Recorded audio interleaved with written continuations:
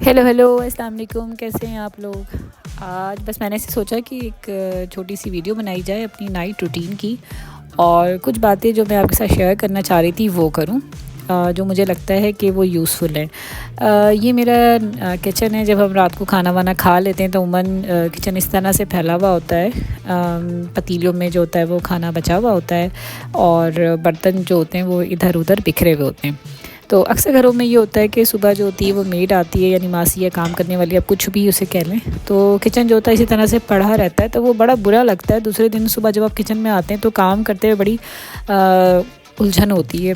Specially मैं morning में 5 बजे जब आती हूँ अपने बच्चों का स्कूल के लिए लंच बॉक्सेस बनाने के लिए, तो बड़ी ही उलझन होती है अगर किचन बिखरा हुआ। तो मैं करती यही हूँ कि अपना किचन जो होता है वो हैंड टू हैंड जो है वो पूरा समेट लेती हूँ, ताकि सुबह मुझे इतनी प्रॉब्लम ना हो।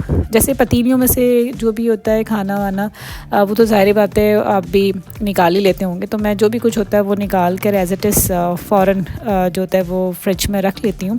जैसे यहाँ पर मेरा यहाँ पर आलू गोश्त का सालन था, वो तकरीबन ख़त्म हो गया था। थोड़े से राइस बचे थे, वो मैंने इस तरह से बॉक्स में निकाल लिया। अब मैं इसको फ्रिज में रख लूँगी, और फिर उसके बाद दीगर चीज़ों को भी मैं समेट लूँगी।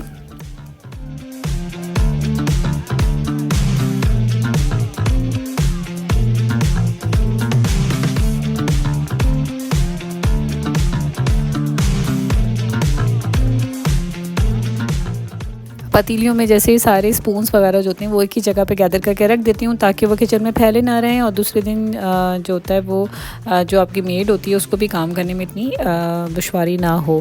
इसी तरह से जो किचन में जितना भी कचरा होता है या ट्रैश होता है वो मैं सारा किसी शॉपर में जमा कर लेती हूँ, और फिर मैं उसको डस्टबिन में डाल देती हूँ।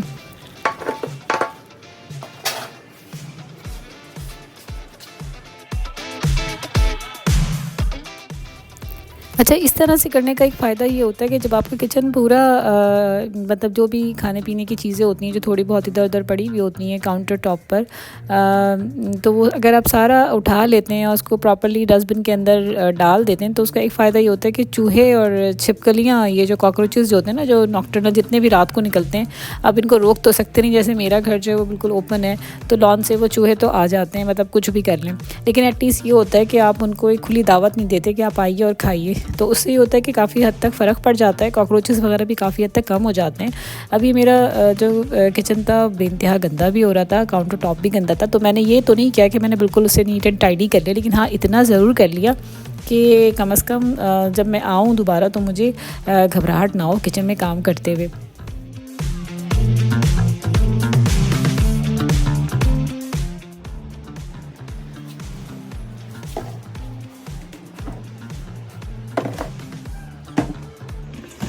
जो बर्तन धुले हुए थे उनको उनकी जगह पे रख दिया, मसाले वगैरह जो निकले हुए होते हैं उनको भी उनकी जगह पे पहुंचा दिया।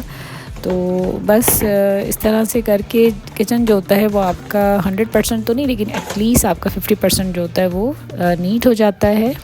वैसे तो अगर आप चाहते हैं कि आपकी किचन में बरकत हो, तो ये एक बैड हैबिट होती है कि आप अपने बर्तन छोड़ दें दूसरे दिन मेड के लिए। आप अपना किचन अगर बर्तन पूरे धो के उठा लेते हैं, उसी वक्त किचन साफ़ कर लेते हैं, तो कहते हैं रिस्क में भी बरकत होती है। लेकिन ड्यू टू सम रीज़न कभी कभी ऐसा होता है कि आपको मजबूरन मेड के ऊपर डिपेंड करना पड़ता है।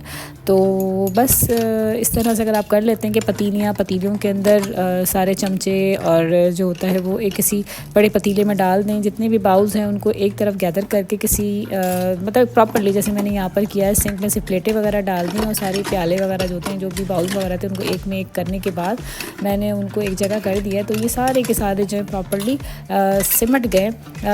कभी कभी तो मैं ये भी करती हूँ कि सिंक के अंदर जो होता है कोई भी लिक्विड सोप डाल कर, मैं अगर वो बर्तन ज़्यादा गंदे हैं, ऑयली हैं, तो मैं उनको उसमें छोड़ देती हूँ ताकि सुबह जो है वो जल्दी साफ़ हो जाए।